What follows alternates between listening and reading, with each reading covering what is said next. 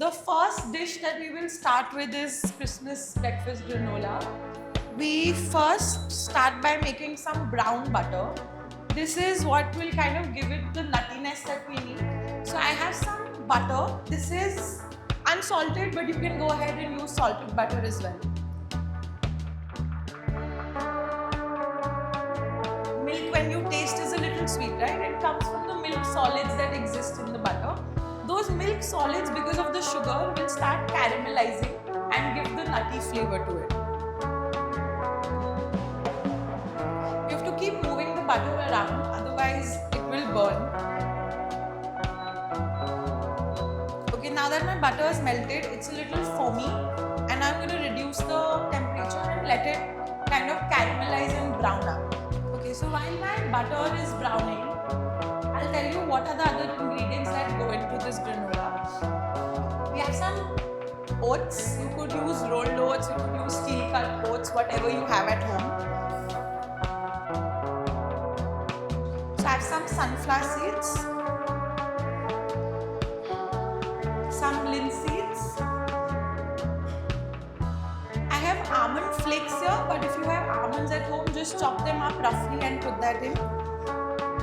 Some sesame seeds, white, black, both of them work. I have some walnuts and some pecan nuts that I'm just going to chop roughly. So that goes into the same mix. Then I have some pecan nuts. This is what kind of adds the Christmas feel to it. Pecan nuts is used a lot in all Christmas desserts. Okay. All this while my butter is still browning. I'm just going to increase the temperature a little bit because I have control right now. I don't know how many of you can see this, but now the butter is kind of split. The milk solids have separated and now they will start browning. It will become really foamy and you won't really be able to tell if it's brown, so you have to keep moving it. The solids have browned, and do you smell the nuttiness now?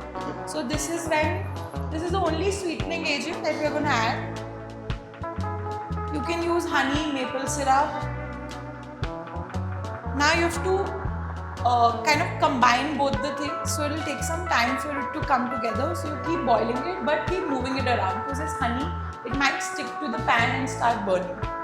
The honey and the butter mix has come to a boil. This is when you switch off your pan and you add your spice mix. Now you can go as much as you like, honestly, but you can just do cinnamon, you can just do cardamom, or a mix of all. Okay, so our flavored butter is ready. All you have to do now is mix that with the granola, and you go ahead and mix all of it together.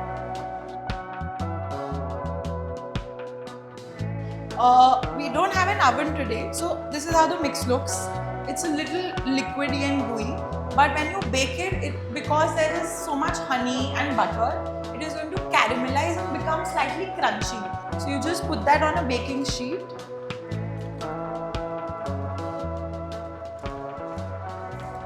This is how your mix will look. You put this in the oven at 150 degrees for, let's say, 10 to 12 minutes.